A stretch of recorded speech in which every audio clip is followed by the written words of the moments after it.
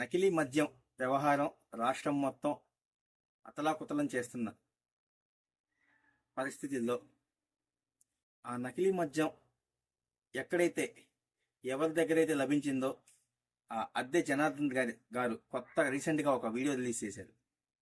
ఆ వీడియో వింటే నిజంగా ఏంటి అసలు అంటే నిజంగా ఆలోచన రానివాడు కూడా ఆలోచన వస్తుంది. అరే నకిలీ మద్యం అనేది మొదలైంది వైఎస్ఆర్ కాంగ్రెస్ పార్టీ హయాంలో కదా, ఇప్పుడు కూడా కొనసాగుతుంది అంటే వాళ్ళలో ఎవడో ఒకడు ఉంటే కొనసాగుతుంది. నిజంగా ఆలోచన చెయ్యాలి అండి. సో వాళ్ళలో ఉన్నారు జోగి రమేష్ గారు, మాజీ మంత్రి జోగి రమేష్ గారు. ఇలా ఎందుకు వచ్చింది ఇదంతా అంటే అసలు యాక్చువల్గా ఇది మొదలైంది తంబల్లపల్లి నియోజకవర్గంలో.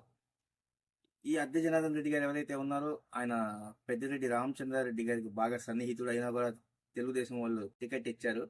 అక్కడ తెలుగుదేశం కార్యకర్తలు ఎంత వద్దు వద్దు వద్దు అని క్యాడర్ మొత్తం ఎంత చెప్పినా వినలేదు, ఓడిపోయారు. తీసుకెళ్లి పువ్వులు పెట్టి వైసీపీకి ఇచ్చారు తంబల్లపల్లి.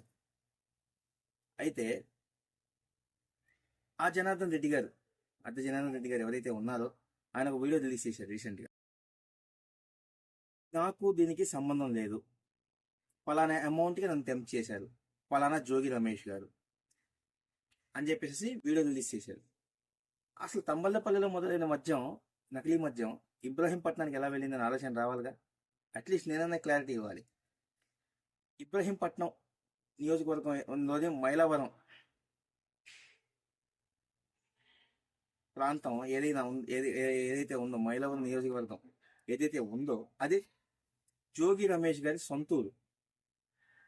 సో వసంత కృష్ణ గారు ఎమ్మెల్యేగా ఉన్న గత 5 ఏళ్ళు అక్కడ జోగి రమేష్ గారి సోదరుడే రాజకీయ వ్యవహారాలన్నీ నడిపించేవాడు.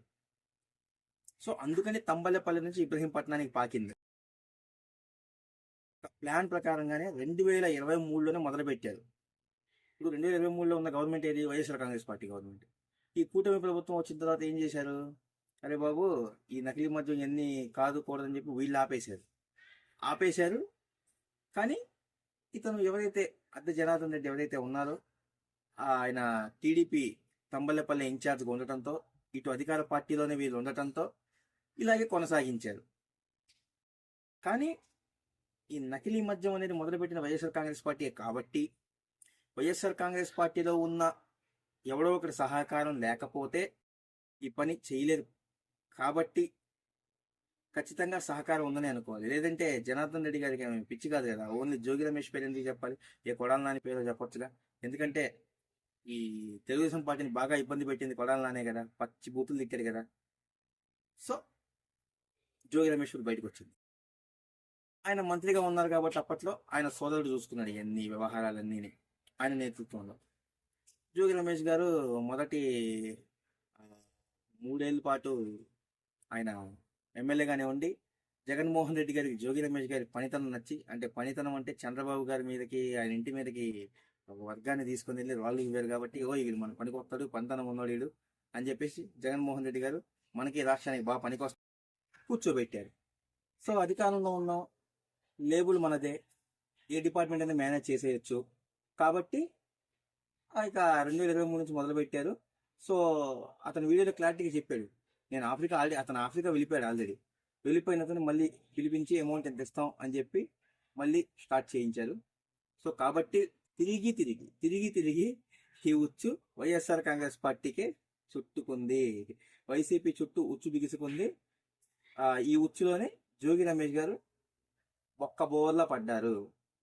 సో అసలు వీళ్ళ దరిద్రం ఏంటంటే వాళ్ళు అధికారంలో ఉన్నప్పుడు అబద్ధాలని నిలబెట్టుకోలేకపోయారు, విపక్షంలో ఉన్నప్పుడు అబద్ధాలు నిలబెట్టుకోలేకపోయారు. వాళ్ళ దరిద్రం అది.